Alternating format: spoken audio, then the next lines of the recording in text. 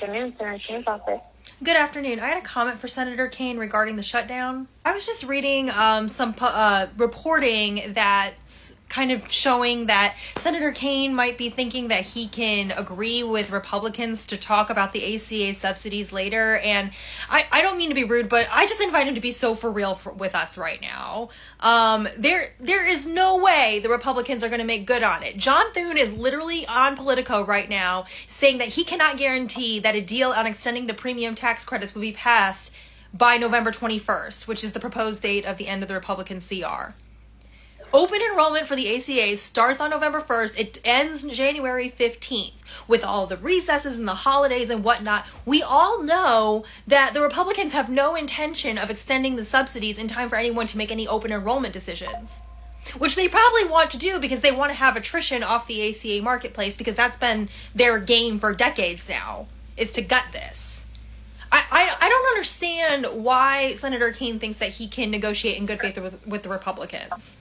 He should absolutely not be talking to the press at all, saying that there's any signs of weakness here, that he's willing to break with the caucus in order to, quote unquote, start discussions because the Republicans agree with him for our own interests and all this other stuff that he's saying.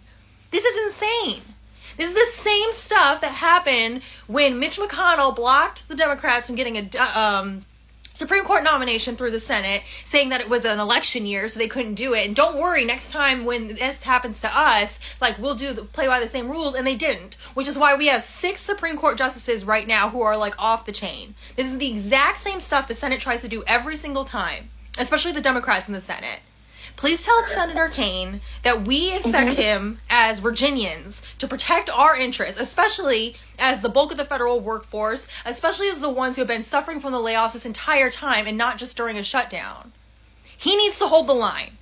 And especially as a former VP candidate and everything else, he is one of the biggest leaders on the Democratic caucus. He does not need to be going to the press showing this level of weakness to anybody.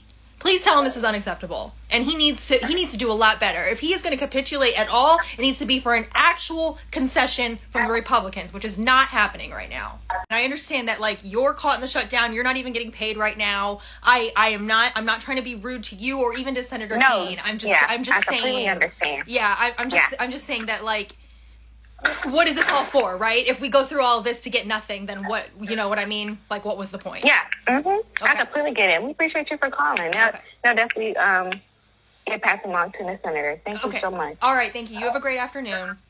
You too. All right. Bye-bye. Bye.